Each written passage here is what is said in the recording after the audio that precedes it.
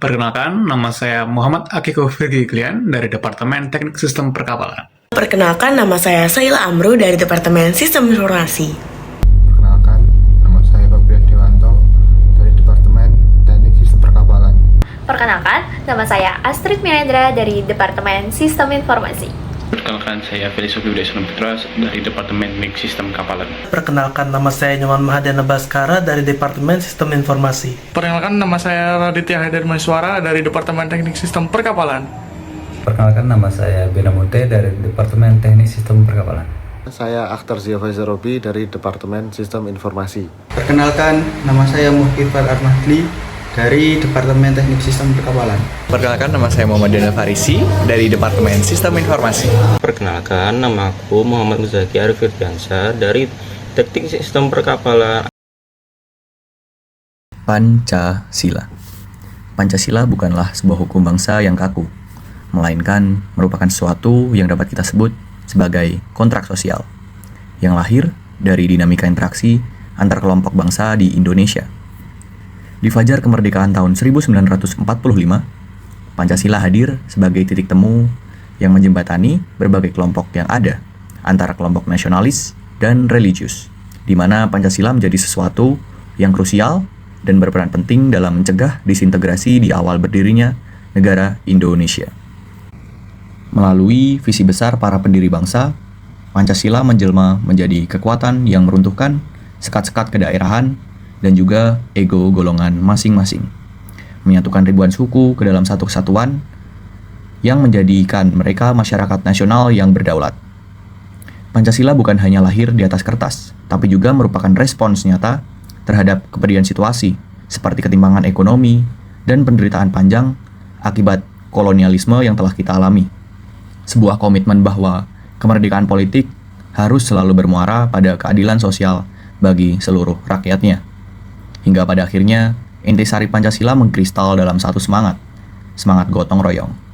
Sebuah jati diri sosiologis yang menegaskan bahwa fondasi bangsa kita adalah kekuatan kolektif, sebuah kekuatan kebersamaan yang terus kita bawa dari ruang sidang sejarah hingga ke layar gawai masa kini.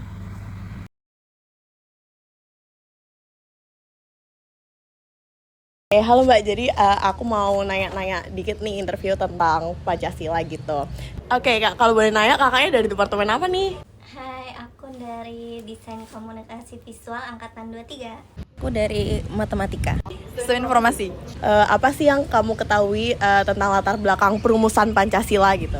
Merupakan kebutuhan bangsa Indonesia pada saat itu, yaitu pada saat zaman penjajahan. Karena Indonesia itu ingin merdeka, dan pastinya kalau merdeka kita membutuhkan yang namanya dasar negara. Soekarno, Mohatta itu merumuskan dasar negara atau ideologi yang sekarang kita sebut Pancasila. Ya, perumusan Pancasila itu dibentuk saat sidang BPUPKI. Sebagai kayak pemersatu kita agar kita tidak pecah, karena kan isinya ada kayak untuk menyatukan agama, budaya. Perlu dasar yang bisa menyatukan semua perbedaan itu. Langsung aja kasih pertanyaan kedua ya. Menurut kamu apa sih tujuan utama dari dibentuknya Pancasila itu? Menciptakan dasar negara yang kokoh bagi bangsa Indonesia. Dan pedoman hidup kita sebagai masyarakat Indonesia. Mengatur hukum, kebijakan di negara tersebut, negara Indonesia. Jadi supaya Indonesia itu bisa bersatu, adil, dan sejahtera. Kalau mau yang menciptakan undang-undang atau hukum itu menganut dari Pancasila. Jadi menurut Mbak hasil perumusan Pancasila itu udah mewakili seluruh rakyat Indonesia apa belum? Sudah cukup mewakili. Sudah cukup mewakili. Sudah, namun perumusan Pancasila atau dasar negara belum tentu dilakukan oleh rakyat negara itu sendiri. Artinya belum sempurna karena tidak semua orang terlibat langsung dan pelaksanaannya kadang belum selesai. Karena kan isi sila-sila Pancasila itu bersifat universal dan mencerminkan keberagaman mulai dari agama, suku, budaya, begitu. Oke. Kalau gitu makasih banyak ya Kak udah mau diinterview. Terima kasih, bye-bye. Oke, makasih banyak ya Kak udah mau diinterview. Bye-bye. Terima kasih untuk waktunya. Ya, bye. Setelah melakukan interview, maka selanjutnya kami membuat survei mengenai 5 pertanyaan yang terkait dengan pemahaman mengenai Pancasila dan Piagam Jakarta. Pancasila, nilai hidup atau alat politik. Pancasila merupakan dasar negara Indonesia. Namun, dalam praktiknya muncul pertanyaan penting. Apakah Pancasila masih menjadi nilai hidup masyarakat atau hanya digunakan sebagai alat politik? Untuk menjawab pertanyaan tersebut, dilakukan survei terhadap mahasiswa dan masyarakat umum. Survei ini melibatkan lebih dari 400 responden. Waktu pengisian dilakukan pada 1 April 2026. Metode yang digunakan adalah kuesioner terbuka, sehingga responden dapat memberikan jawaban secara bebas dan argumentatif. Hasil survei menunjukkan bahwa mayoritas responden telah mengetahui bahwa tanggal 1 Juni diperingati sebagai Hari Lahir Pancasila. Hal ini menunjukkan bahwa secara pengetahuan dasar, Pancasila masih dikenal dengan baik. Namun, pemahaman tidak selalu sejalan dengan penerapan dalam kehidupan sehari-hari. Ketika ditanya mengenai sila yang paling sulit diterapkan, mayoritas responden memilih sila kelima, yaitu keadilan sosial bagi seluruh rakyat Indonesia. Alasan yang paling sering muncul adalah ketimpangan ekonomi yang masih tinggi, penegakan hukum yang tidak merata, serta sulitnya masyarakat mendapatkan keadilan. Hal ini menunjukkan adanya kesenjangan antara nilai ideal dan realitas sosial.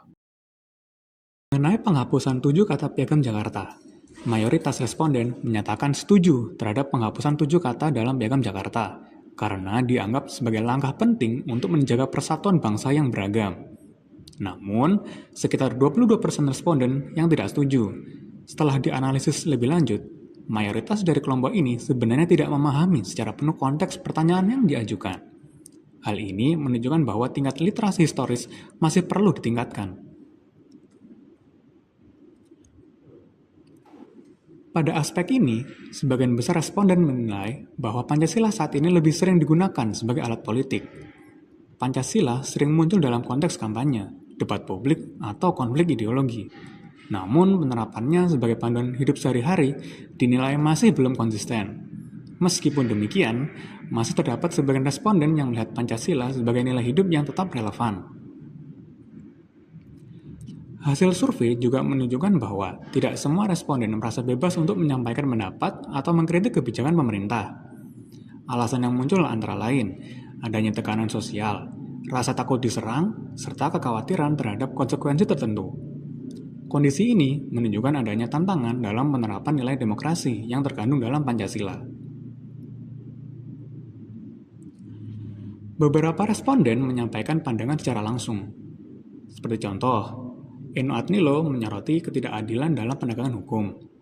Fanya melihat bahwa Pancasila sering muncul dalam kepentingan politik.